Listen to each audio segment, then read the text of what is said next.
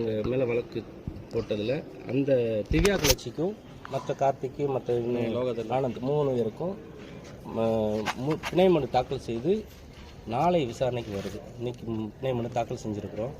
இந்த திவ்யா கலர்ச்சி வழக்கு சம்மந்தமான உண்மை என்னன்னா, இந்த திவ்யா கலர்ச்சிக்கும் அதுக்கப்புறம் அந்த திவ்யா கலர்ச்சியை அவங்க யூடியூபர்ஸ் ஒரு திருச்சி சாதனா, இந்த ரவுடி பேபி சூர்யா, இந்த உதயா சுமதி இவங்களில் இந்த அதில் அந்த வழக்கில் 3வது அக்யூஸ்டாக இருக்கக்கூடிய சித்ரா இந்த ஃபேமஸானவங்களை பூராமே என்ன செய்யறதுன்னா, அவங்களோட தேவையில்லாத வீடியோஸ் எடுத்து அவங்கள ப்ளேம் பண்ணி பிளாக் மார்க் பண்ணி காசு பறிக்கிற வேலையை அந்த சித்ரா அவங்க பண்ணுவாங்க.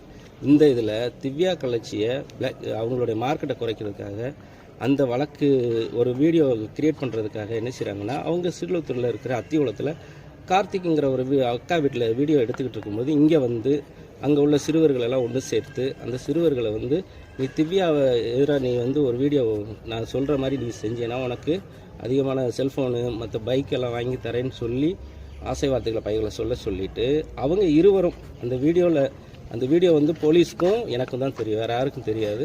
அந்த வீடியோவில் இருக்கிற உண்மைத்தன்மையை மறைச்சு அதில் அந்த இதெல்லாம் மறைச்சு அந்த வீடியோவே சித்ரா தான் அந்த பசங்களை செட் பண்ணி வீட்டுக்கு பின்புறம் சன்னல் வழியாக தான் அந்த வீடியோ எடுத்திருக்கிறாங்க. யாருமே திவ்யாவோ கார்த்திக்கோ அந்த வீடியோவை நேரடியாக எடுக்கல. அந்த எஃப்ஐஆர்லேயே சொல்லியிருக்கிறாங்க.